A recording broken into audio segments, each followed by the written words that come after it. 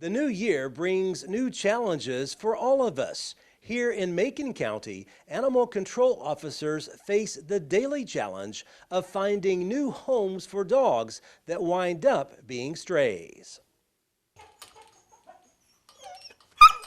We get dogs because they escape from people, as one I'm working on right now that just somehow got out of the house. People drive through town, they drop them off, they decide they don't want them, and they'll kick them out and abandon them. They roam in from out in the county because, the county surrounds the city, so many people in the county don't keep their dogs on leash, and they go roaming off, whether they go after a dog in Hiett, chasing a squirrel, chasing a rabbit, so it's a myriad of things. The people who dump dogs, why don't they just bring them to the pounds, would you guess? Well, I can tell you exactly. For our pound, the only way we will take voluntary surrenders is if they pay a fee. Because if you notice, there's only one officer, myself. We're not really budgeted to be a rescue. So the only dogs that we will take here, if somebody wants to surrender one, is they have to do some paperwork and pay a surrender fee. Because the reality is, I've had 2 dogs right now I've had for going on 4 weeks. This time of year, it's hard to find rescues. We don't have a deep adoption pool. I mean, we're given 25,000 people in the county, and a fraction of that in the city. There's not a lot of people wanting to adopt animals, and certainly not older ones. So there's nowhere for them to take them. There's no rescues in Macon County. Most rescues outside the county, shelters, will only take dogs from their county. So that's part of the problem there, why some people just choose to kick them out in a hollow or on the creek somewhere and let the dog fend for itself. From the city and county standpoint, both, what do you all do when you get dogs? I mean, how long do you keep them? What's the process? The process is, if I pick up a dog running at large, that means out running off of some owner's property in a street or in a parking lot, we pick it up if we can catch it. If it has a microchip, I scan every dog for a microchip that comes in here.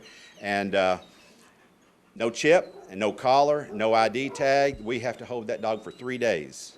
3 days, the state law says then at that point the city owns the dog. If it's not claimed, they can be sold, euthanized, or adopted out. Now, if the dog's wearing a collar with a name or a phone number, or it has a microchip, then it clearly belonged to somebody at one time, and we make every effort to contact those people. If we don't get a claim after 5 days, those dogs are subject to the same disposition. How important has social media become for you all in trying to get the word out that you do have strays and that you're trying to get them adopted? Social media is our best friend.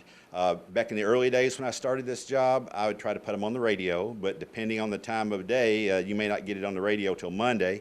Newspapers, you've got a week. If you miss the deadline, then it's a week before you can do it. So social media has probably contributed to 95% of my returns to owners when we find the owners, because when people start sharing, it's exponential. They just share and share and share. So social media is the most powerful tool I got, Facebook primarily. What is the adoption process for as far as this county is concerned? All right. For the city, it's different from the county slightly because they operate under a different set of guidelines and SOPs than we do.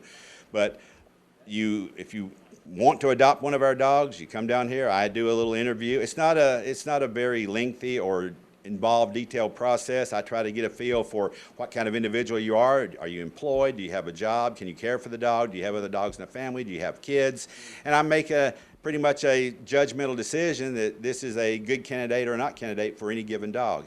If you adopt it, you have to get it vaccinated before you take possession of it. Now, I will escort that party to the vet and get the rabies shot. You also have to sign an agreement to get it spayed or neutered. Now, you get some time to do that. So there's a process for that too, but every dog has to get a rabies shot at the time that it's taken from the pound. If you're considering adopting a dog, you can contact the Lafayette Animal Shelter at 615-666-3647. The Macon County Animal Shelter number is 615-388-8956. You can also make financial donations to the shelters even if you aren't wanting to adopt. Reporting from Lafayette, Barry Hiett, NCTV.